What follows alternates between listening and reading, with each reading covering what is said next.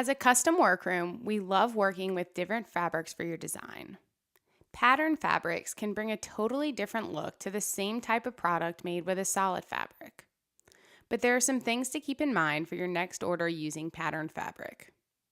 First, you should watch our video about fabric widths if you haven't already, to understand how we work with different fabrics to make your custom products. Find that link in the comments below. However, in most fabric swatch books and online shops, the vertical repeat and horizontal repeat measurement is listed with other important details about your fabric. You can see how this translates when we're looking at a pattern fabric in person. The vertical repeat is measured up and down, finding the start of the pattern within the bolt and measuring the distance between that point to where it starts again. So naturally, the horizontal repeat is measured side to side, again finding the starting point of the pattern and measuring to the point where it starts again. Striped patterns running up and down the bolt do not have a vertical repeat.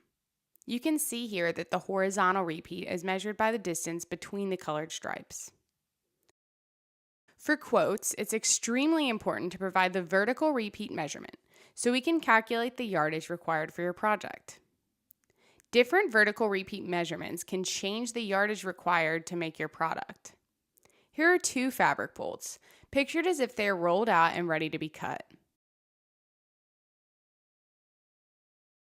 You can see that the fabric bolt on the right has a larger repeat. So the cut length is longer than the cuts we would make for the bolt on the left.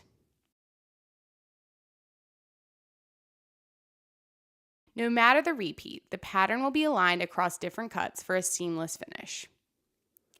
Now, in a perfect world, horizontal patterns would align with our T-square across the width of your fabric. Unfortunately, the horizontal pattern does not always match up perfectly to a straight line. We call this a pattern drop.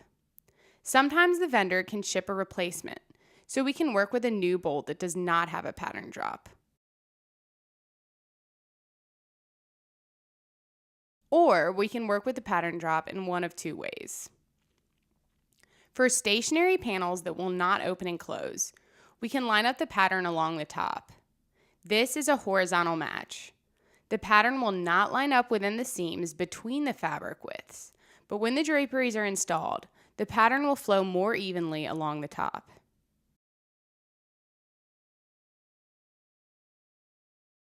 For functional traversing panels, we can match the pattern within the seam of the widths.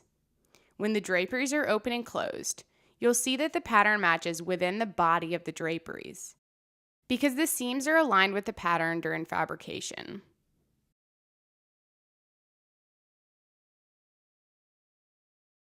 Overall, most pattern drops are hardly noticeable within the context of a finished room. So now you know a little more about pattern repeat and why it's important to consider for your design. There's a lot more to cover on this subject of pattern fabrics, so be sure to subscribe to our channel for more videos. And don't forget, we're happy to assist you with other questions and look forward to discussing your next design project. Find out more at stevensonvestal.com.